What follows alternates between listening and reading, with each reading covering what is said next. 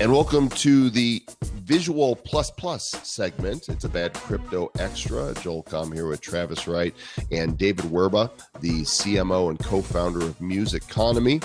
And David, we've got the website up here, which is it's really hip looking. I'm digging it. Thanks to Dan Pfeiffer, our CTO. He put that together. Nice. So those of you that were listening to the episode, we talked a lot about Musiconomi, but you can actually go here to musiconomi.com and check it out. They've got a video here and a business plan. Should I click on that? Sure. Pretty long. Might take a while to read through, but there's quite a bit of content there. We spent a lot of time putting that together. You guys raised 17,648 ETH. In your crowd fund, thanks to CoFound It. It's CoFound.it, by the way. And you can see the team right here along the sidebar. And this goes more in depth on the problem and the solution. This is the graphic that Travis was talking about in the audio portion. Yes. Mm-hmm. Walk us through this right here. Yeah, so you see that that's just an example. The smart contract is created once you upload your song. So that example is like the guitarist, maybe they had 25% of the songwriting credit. But what's cool is in the license, you list the other person and it automatically sends their percentage to their account every time a play happens. So like you'll be able to type in the name of the guitarist who obviously they have to join the platform first, but you type in their name and then they're in the license as well. So you can set that however you want to. I mean, that's up to the artist. If there is a producer that you felt should get 5% of the song revenue, then you put him in there as well. You can put an agent in there also, right? Yeah.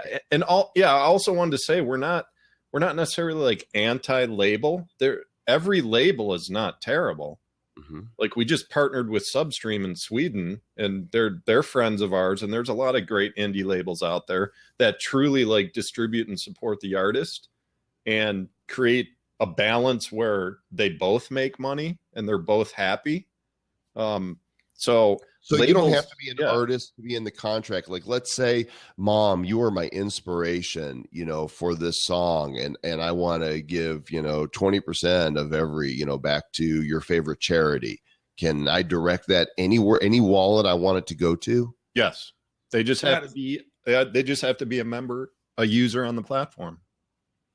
That is so beautiful. And if you're looking at this here, the way that, the music industry has traditionally been, if you didn't listen to the audio portion and you're just now tuning in to this extra, this right here is really has the opportunity to revolutionize the music industry. Now, do you guys foresee, maybe white labeling this? So maybe a Sony could use this model, or, I mean, it's going to really, you're going to have some major, shakeups for some of these large labels to think like this. But could, as you mentioned, you've partnered with some of these other smaller ones, one based out of Sweden. Is this available for other labels as well? Yeah, it is. Like, we'll have to see how that conversation goes. If Sony just wants to give us a call and just try and change things, I don't know. We'll I guess cross the bridge when we get there. But like an example of an indie label might be they set up an account and they create playlists for all of their different artists, because that's going to be a feature here as well. And playlists are something that users can share to boost an artist. So even listeners can earn revenue by sharing playlists. Oh, right. Yeah. This is something we talked about offline before, and I'm glad you brought that up. So basically, the way people embed a YouTube video, for example, right? They put it on their blog, they grab whatever video they want to share, they embed it in their blog. What you're saying is that if there's a song on Musiconomi, I could, with the artist's permission, embed that song onto my website, and people can instantly access with token playing that song, and the person who's hosted that, like me, if it's on my website, I would actually get a piece of that token for that play. Yeah, it's pretty crazy, isn't it? Because it's not the only way too. We're talking about embedded players, just like SoundCloud. We're also talking about bloggers, and I don't know if I explained that properly last time to you, Joel, because it's really like an AdSense replacement that we're talking about here. Okay, you're talking my language. Bring it. Yeah, right. Where you can AdSense replacement that actually works. Sorry about that. Is you can put a banner in the sidebar on your website promoting an artist, and every time someone clicks, you earn coin. That is amazing, because like I know there's some really amazing sort of music curators out there that have built these amazing Spotify playlists that I'll go in and just jam out and listen to, right? Yep. And then also, for one, it's like I'm not a huge country fan, but I love Sturgill Simpson. I don't know if you've ever heard Sturgill Simpson. And I love that dude. And then, well, I found him. He only had like 2,000 followers on Twitter. He was like, he had just released his first album. I was sharing, I'm a rocker. I love rock, but I was like, oh my god, dude, this Sturgill Simpson dude is amazing. So I literally was going out there and talking up Sturgill Simpson, and then I could have literally gotten paid by promoting his music if I was on Musiconomi. Well, yeah, but what about you? I mean, Travis, you sing in the show these little jingles on the fly. You got to record those things, man. Well, that's why they're in the show. We're going to have a greatest hits. Technically, we do record them. You're You recording. have an account just for those clips. I love this. These That's visuals so funny. here. You know, we referred earlier in the show to how the existing models for streaming are broken, Pandora and Spotify. And look, now you guys can see visually. Look at the losses that they are incurring. So blue is Pandora, green is the Spotify section. A total between the two in 2016 of $600 million in losses. How are they going to survive? Well, okay, you see that chart, that top chart? Mm-hmm. Flip it over, and that's the growth chart of cryptocurrency. Right. I mean, seriously, it is exactly wow. That is so poignant. Very cool. So crypto's pumping up the volume, and the old models are dying. This chart here is also really interesting. This is industry revenues in billions between 1999, when that's how we all learned to party like it was, and 2016. The pink line, physical product sales. So, you know, back here we still had a few vinyls, but mostly CDs. And then you got your digital sales. Right here is the blue line, and the performance rights and synchronization. There's just look at this. Yeah, I mean, guys, like, you know this, like, we live in a song culture right now. It's not something that I think really people need to try and deny anymore. You know, some people still try and hang on to like the old album type of culture, but it's really, we live in a song culture. So it's anyone can put up one song. You don't, that kind of has shifted the industry a bit as well, where you don't have to wait a year just to release, 10 songs. You could just put a song out whenever you write it. And that, I don't know if that kind of explains a bridge to the industry as well, but that chart you were explaining, Joel, just in terms of how, like, vinyl and physical album sales kind of decline, that's part of that story, because the whole streaming ecosystem is kind of capitalized on the song culture now. So anyway, so fascinating. If you scroll down a little bit, Joel, I know which page you're on, but the additional MCI token use cases, right? So you talk about, in addition to social sharing, you have all these other different use cases, right? So track boosters, where users can earn rewards by boosting tracks or artists with the Musiconomi token. And then artists are giving access to special content to their top boosters, which would be really epic, like a little shout out or something. Embedded player fundraising tools, music blogger tools. So a writer is going to be able to host a blog directly on Musiconomi and host and get paid for writing this content. And you mentioned the playlist, and then also on our podcast version, we talked about streaming radio and podcasts being available on the platform as well. So Fascinating. I like stuff. this. I like the DJ tools, a full suite of mixing and remixing tools that will enable DJs and producers to seamlessly ensure original creators are accurately remunerated. So if I'm mixing in, dropping the beat, it's one of the things about the music of the 90s, especially, that bugged me, is how much, how many riffs were lifted for somebody else's song.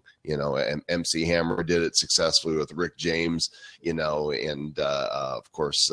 Oh, God. Yeah. Let me expand on this, Joel. Let me expand on that. I didn't mean to interrupt you, but this is beat licensing.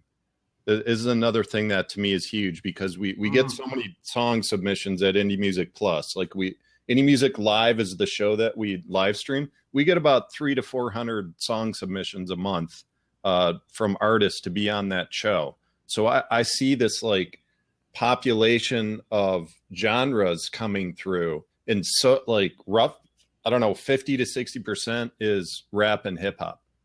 It's just a fact, and it's consistent every month. So the whole mixtape ecosystem, like rappers and producers, hip hop producers, they'll create a beat and people rip that stuff off all the time. So you think at like Musiconomi, if you go back to that pay-per-play like diagram, they can license their beat to anyone, and any artist can just make sure to give them their 5% in the contract, and then they can both share the song everywhere, because it's all like written into the code. Where it's not like, I mean, there's no reason to rip it off. Just give the beat maker his 1 or 5%. It's so genius. Yeah, because, and then, I mean, here on YouTube, I want to mention this real quick, because like, there's so many people that will upload something, and maybe we're at a conference and there would just happen to be a song playing in the background, and then, oh, this song is copyrighted by EMI. We have to take all your audio off. Or even on Facebook, right? Like if you have a copyright song, like, why not build tokens and build blockchain tokens into that, so those people can get paid for those views? I mean, what you guys are doing is exactly what the industry needs, in my perspective. I know it, Travis. Remove all the remove all the intermediaries in the old paradigm. That doesn't exist anymore, man. Yeah, absolutely. And as we get ready to wrap this, on the website, you guys can see the development roadmap. They have planned out here for the next couple of years what this looks like. The crowd sale is over. Token distribution will happen soon. And then the hopes are that you'll be able to purchase. MCI is the symbol. And, this is, we're not making any recommendations here, just so you guys know. Again, Travis and I are not financial advisors, but like you, we are crypto curious, and we are fascinated by companies that are providing real world solutions. And Musiconomi certainly is ambitious in attempting to change the way we think about music. So thanks, David Werba.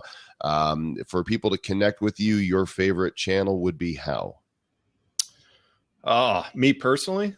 Well, or the business, whatever.